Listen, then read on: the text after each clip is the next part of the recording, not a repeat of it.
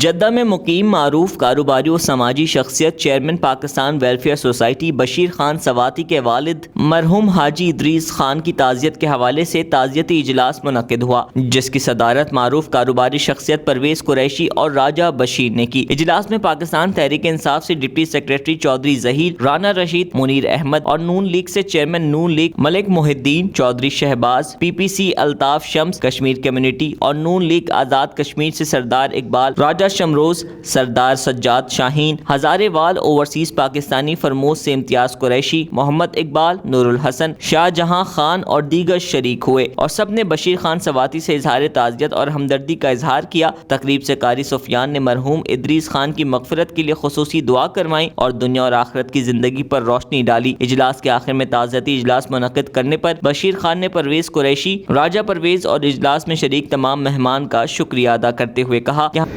اللہ پاک برکت عطا فرمائے۔ میں انتہائی مشکور ہوں اپنے دوستوں کا، جنہوں نے اپنا اتنا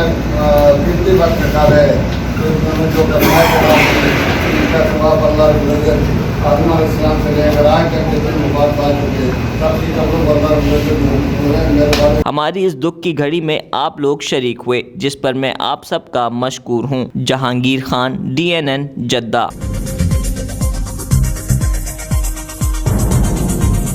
نیوز سے اپ ڈیٹ رہنے کے لیے ہمارے چینل کو سبسکرائب کریں اور بیل آئیکن پر کلک کریں۔